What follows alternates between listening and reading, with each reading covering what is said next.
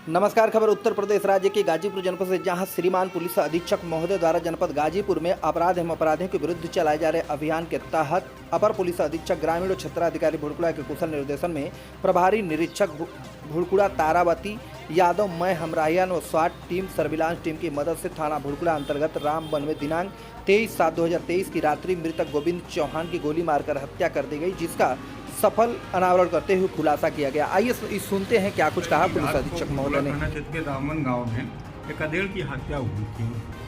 प्रथम दृष्टया मामला जमीनी विवाद का था। एक आरोपी उसमें पहले भी गिरफ्तार किया जा चुका है। आज भी कई आरोपी गिरफ्तार किए गए हैं। क्या मामला है और क्या खुलासा हो रहा है? 23 तारीख की सुबह भुड़कुड़ा थाने को सूचना प्राप्त हुई थी कि रामगांव गांव में गोविंद चौहान नाम के व्यक्ति की गोली मार के हत्या कर दी गई। इस पुलिस पे सभी वरिष्ठ अधिकारियों द्वारा भी उसका निरीक्षण किया गया। परिजन उस समय किसी स्थिति में नहीं थे, लेकिन उनके द्वारा जो तहरीर दी गई थी उसमें ये दर्शाते हुए कि गांव में एक विवाद का, जमीनी विवाद, जो आबादी की ज़मीन है उसको लेकर एक हवलदार सिंह और उसके परिवार से था।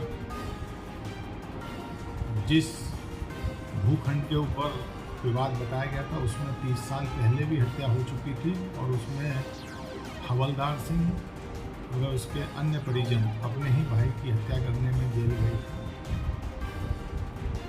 वर्तमान में भी परिजनों द्वारा ये बताया गया, लेकिन जो वहाँ घटनास्थल का निरीक्षण करके आसपास के लोगों से गोपनीय रूप से जो जानकारी हुई उसमें थोड़ा संशय उत्पन्न हो रहा था कि वास्तविक घटना जो बताई जा रही है हो सकता है इसके इत्र भी हो। जब धीरे धीरे मृतक के बारे में जानकारी की गई तो मृतक मूल रूप से ज़मीन का धंधा करते थे, खरीदना बेचना, उसमें प्रॉफिट। तो जब इसकी गहराई में गए तो जखनिया जो गांव है वहाँ पे भी एक मकान को लेकर एक विवाद था। वहाँ पर 4 भाइयों का एक मकान था जो काफ़ी पहले जो मृतक गोविंद चौहान है उनके पिताजी ने सादा कागज़ पे लिखवा रखा था। वर्तमान में जो गोविंद चौहान है उन 4 भाइयों की जो पार्टीबाजी चल रही थी उसमें एक महेंद्र पक्ष था और एक छोटे लाल पक्ष था।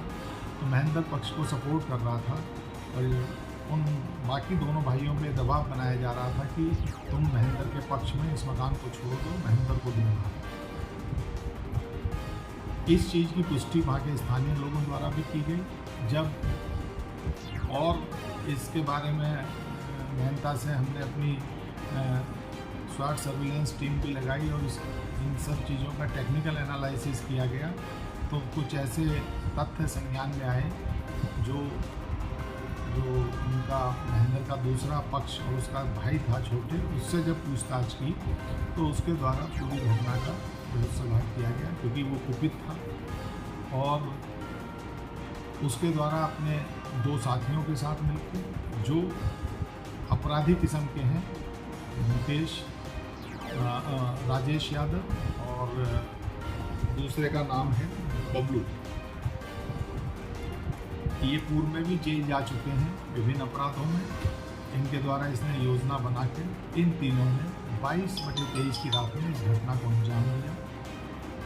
शुरू से पुलिस के लिए ये इसलिए पहेली बनी हुई थी कि जो मृतक था वो अपने परिवार के बीच में सोया हुआ था, लेकिन किसी की भी आँख नहीं खुली। जबकि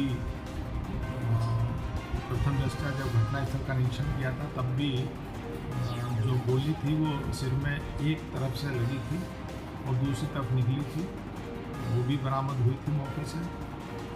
तो लगातार बाद में जब और चीज़ें देखी गई, बाद में उसका रिक्रिएशन करने का प्रयास किया गया, तो क्योंकि गर्मी का दिन है, बहुत कूलर और पंखे घर घर में चलते हैं, तो ये माना जा सकता है कि गहरी नींद में हो सकता है लोगों की आँख ना खुली हो।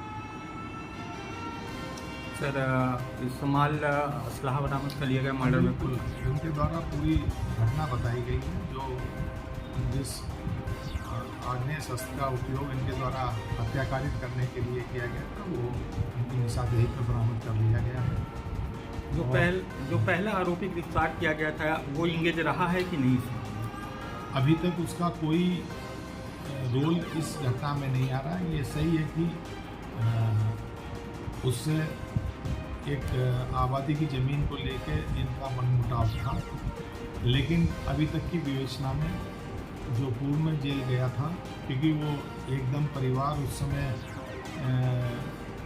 ये था कि परिवार का कहना है कि उन्हीं के द्वारा की गई और वो मिल भी गए थे। प्रथम दृष्टया परिवार की बातों को सही मानते हुए उन्हें जेल भेजा गया, लेकिन अब विधिक रूप से जो नियमानुसार कार्रवाई है वो की जाएगी, क्योंकि अब इस घटना के सही अभियुक्त गिरफ्तार हो चुके हैं और हर तरीके से परिजन भी उससे संतुष्ट हैं और परिजनों हत्यारों का तो ये भी कबूलनामा है कि हो सकता है इसमें अगर कोई और भी साथ में होता तो उसके साथ भी कोई घटना घटित कर सकते हैं। इसलिए परिवार मुतमईन है उस विवाद से भी और घटना के खुलासे से। सर, ये रहने वाले भोटुआ कोतवाली के हैं क्या? नहीं है, उसी अलग अलग थाना क्षेत्र के रहने वाले हैं, एक ही जगह के नहीं हैं, इसके साथी हैं और आपराधिक किस्म के लोग हैं।